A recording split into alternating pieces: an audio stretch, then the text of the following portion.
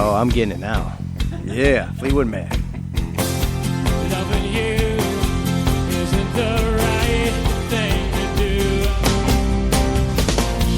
I can hide every change things that I feel.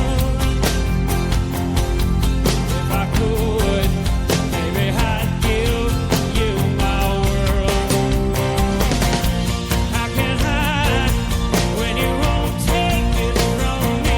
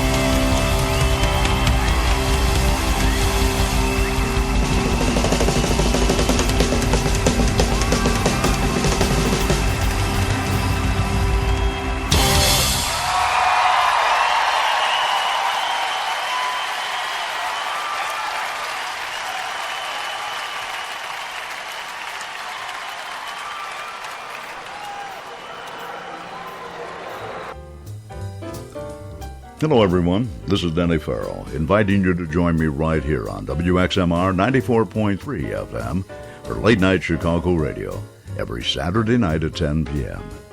We play the music that's just right for late night. Those memorable jazz groups from the days gone by. Join me, won't you? Saturday nights at 10 p.m. right here on WXMR 94.3 FM, Late Night Chicago Radio.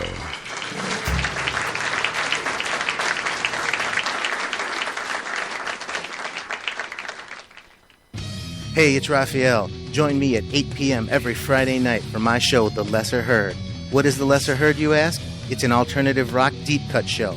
Lesser heard songs by popular artists, songs by lesser heard artists, and how about lesser heard formats? I'll spin some vinyl cuts for you out of my personal collection. So join me every Friday night at 8 p.m. only right here on WXMR 94.3 LPFM, Marengo Community Radio. Lesser heard. Word.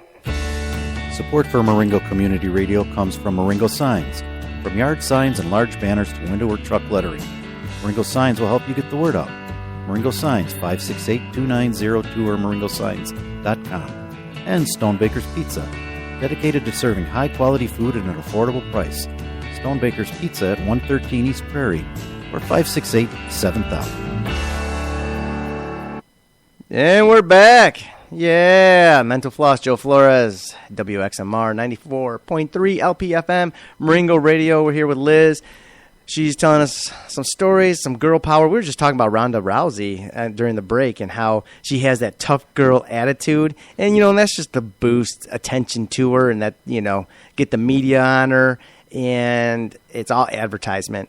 And she actually is a real nice person. Obviously, yes. She does really good stuff.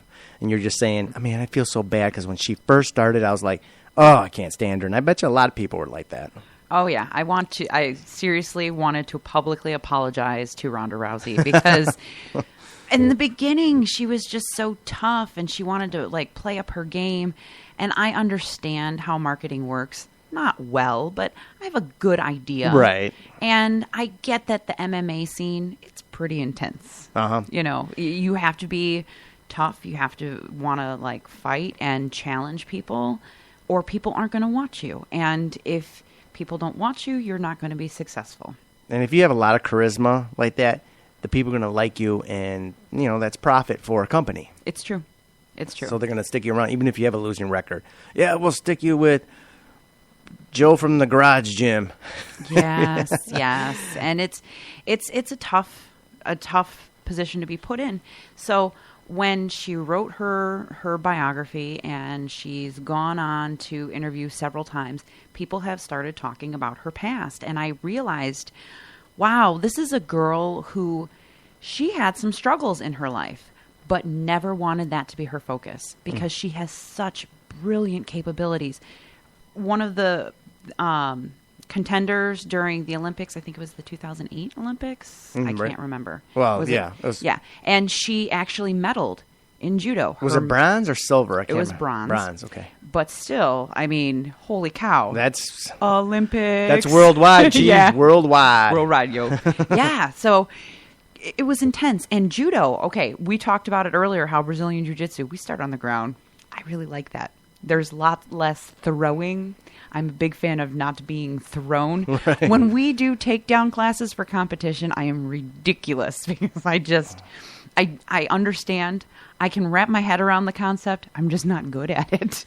And for judo, it's beautiful. It is a work of art to see somebody who is in that much control of not only their body and the capabilities with their movement, and then the power of the hips to throw someone, yeah. Yes, and it's such slight movement that all of a sudden can launch somebody across a mat. It's amazing. It is, honestly, it is a living, breathing work of art to see somebody that good.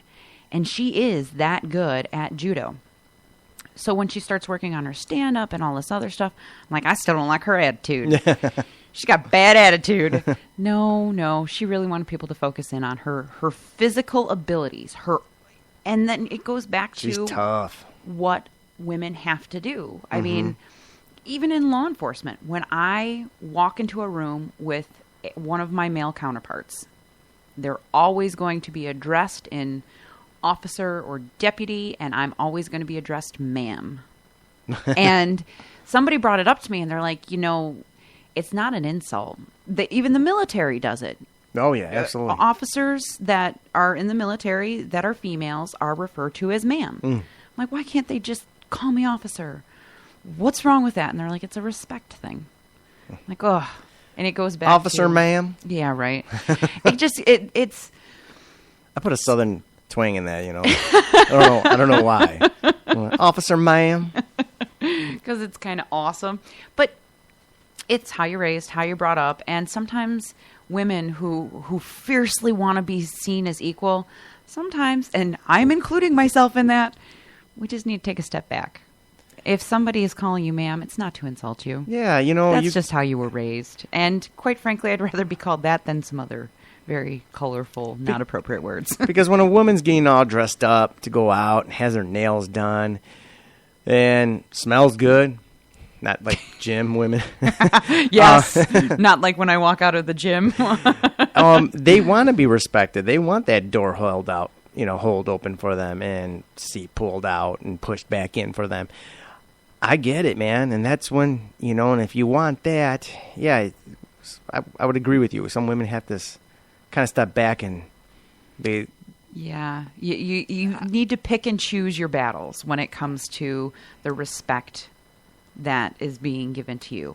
And there are times where sometimes a guy, maybe he didn't get the lessons of this is how chivalry is done. Right. They didn't get absolutely. it. And that's fine too.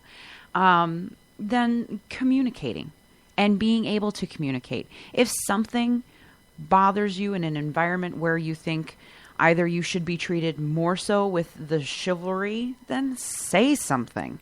If you're in an environment where you want to be held as an equal, then say something.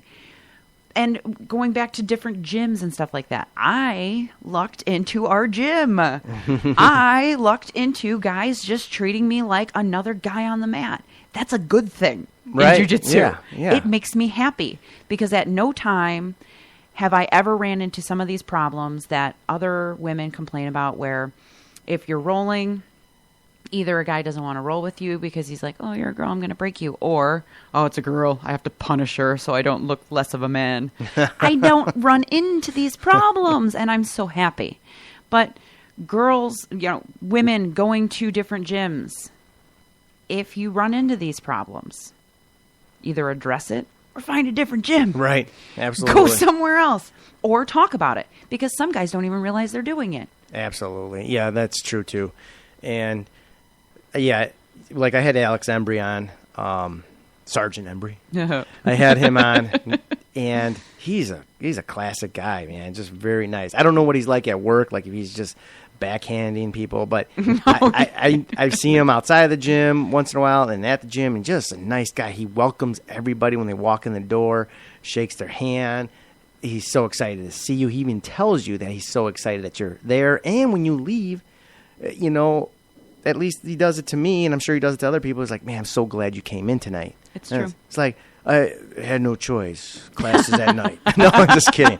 And, but I can just tell that he's probably a fun person to be around, fun father, and a good spirit. I don't know. I guess I used to be like this too. I got to be the macho man. But once you start learning, you get older and...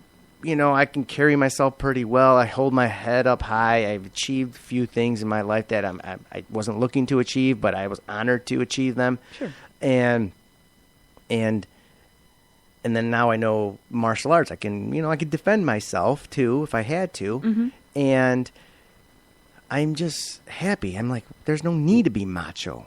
Right. And I think it's really the people that might be a little scared that are like, rah, rah, rah, rah, rah, rah. It's true, and I have seen that. It's unfortunate, but for some of these places where when I'm reading some of these articles and women are like, this is the only jiu-jitsu gym in like a 300-mile radius. Oh, well, you need to step up your communication skills. Yeah. You need to be able to address these situations and take care of them. For us around here, maybe not as many different